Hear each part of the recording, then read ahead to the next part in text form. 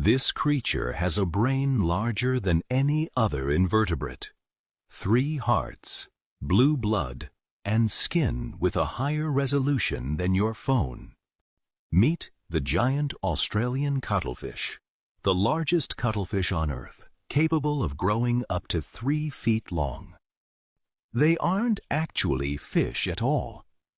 They are highly intelligent cephalopods, closely related to the octopus.